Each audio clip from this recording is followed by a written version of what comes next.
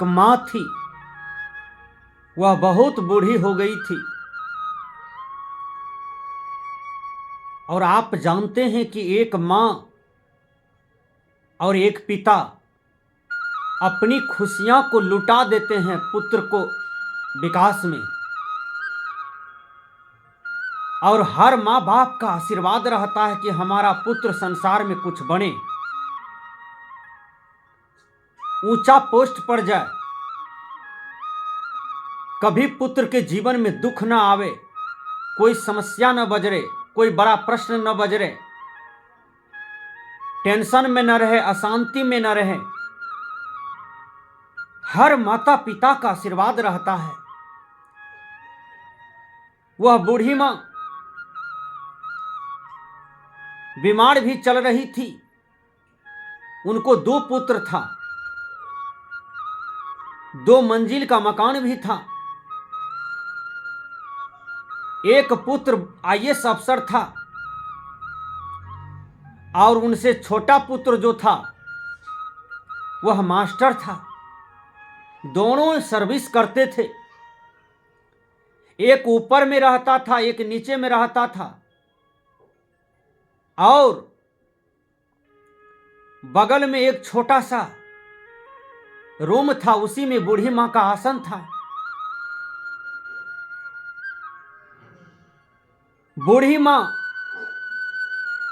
पूजा पाठ करती थी, सत्संग भजन भी करती थी, भगवान का नाम लेती थी, सुबह जगते ही स्नान करती थी, ध्यान करके, शुद्ध चिंतन करके महापुरुषों का तस्वीर रखती थी, उसको नमन करते हुए शुद्ध संकल्प लेती थी कि हे भगवान, हे परमात्मा, हे गुरुदेव, आज दिन भर में हमसे किसी भी प्रकार की गलती न हो।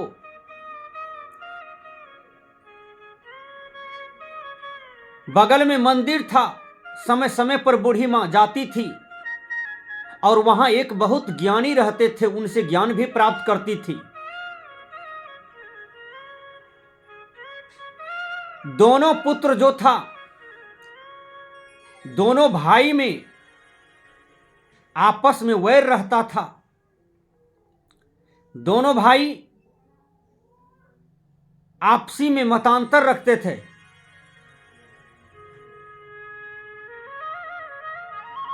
एक जगह से निमंत्रण आया दोनों भाई को।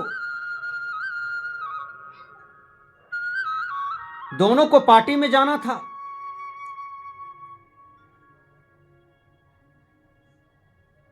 शाम जब हुआ तो बेटा कहता है, माँ जी आज तो हम पार्टी में जा रहे हैं। तो मां प्रश्न करती है, बेटा तो हम भूखे रहेंगे घर में, क्या तुम तो पार्टी में चले जाओगे? तुम्हारी पत्नी भी जाएगी, बच्चे भी जाएंगे। जो बेटा ऊपर में रहते हैं उसको हमसे कोई मतलब नहीं है, वो तो हमसे नफरत ही करते हैं। अब आप सोच सकते हैं कि जब माता पिता बूढ़ा बूढ़ी हो जाते हैं तो अक्सर पुत्र उनसे नफरत करते हैं। सेवा करना चाहिए तो नफरत करते हैं। यह कितना बड़ा पाप है। तो बूढ़ी मां कहती है, बेटा तुम तो जा रहे हो पार्टी में, हम कैसे रहेंगे? ठंडी है,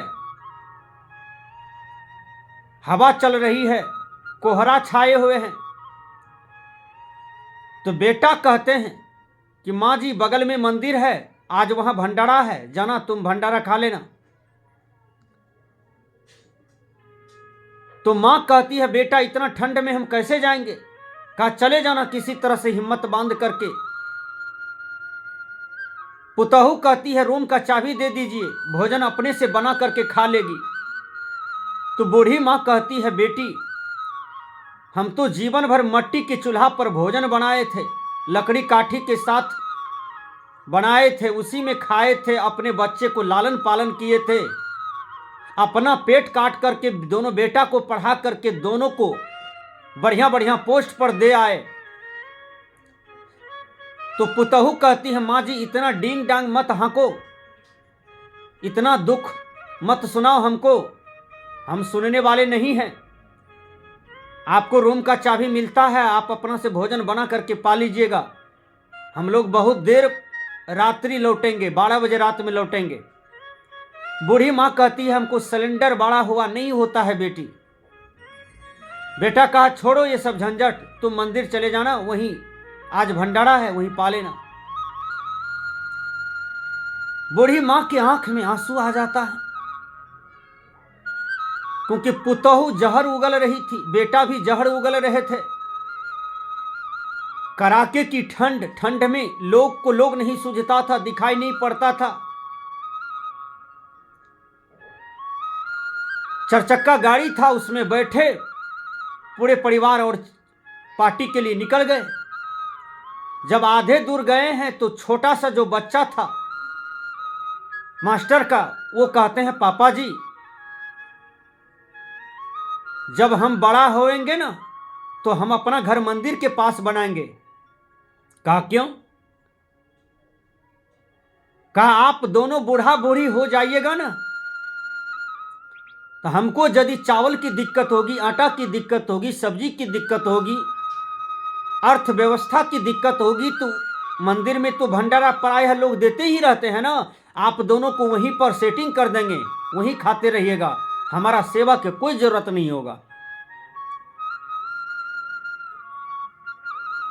दोनों के पैरे तले जमीन खिसक गया, दोनों गाल पर हाथ दे करके सोचने लगे ये क्या बोल रहा है। कहा पिताजी आपके भविष्य का उज्जवल करने के लिए हमारी दादी मां हमको भी अपनी गरीबी बताई थी और दादी मां अपनी जिंदगी को दांव पर लगा दी, अपना पेट काट करके, कर्ज उठा करके, अपनी खुशियां को लुटा करके, हटा करके आपके जीवन को सजाया और आज आपने उसके दिल पर चोट मारा।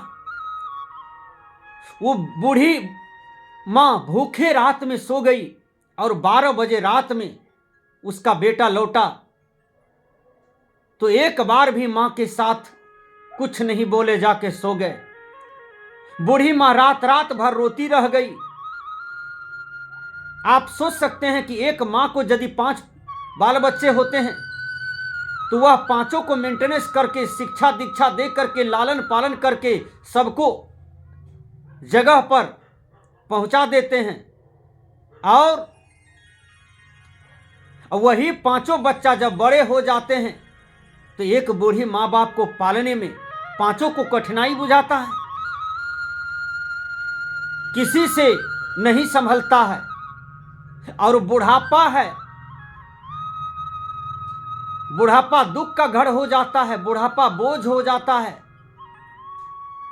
और बुढ़ापा में सहारा चाहिए और सहारे के बजाय हम दुख देते हैं तो हम कितना अभागा पुत्र हैं। यदि हम एक मां के संतान हैं, अच्छा पुत्र हैं, तो हम अपनी मां बाप का सेवा करें। जैसे श्रवण कुमार मां बाप का सेवा में अपनी कलेजा में बाण लगा लिए, राम भगवान 14 बरस पिता का आज्ञा का पालन किए, उसी प्रकार हम सुयोग पुत्र बने, सुपुत्र बने और अपनी मां बाप का सेवा करें।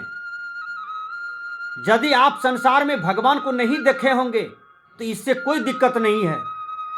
आपके सामने में साक्षात भगवान आपके पिता हैं, साक्षात भगवती आपकी मां है, उनके चरण की सेवा करेंगे तो आपके जीवन में सुख, शांति, समृद्धि सब लौट जाएंगे और आपका जीवन खुशहाल रहेगा।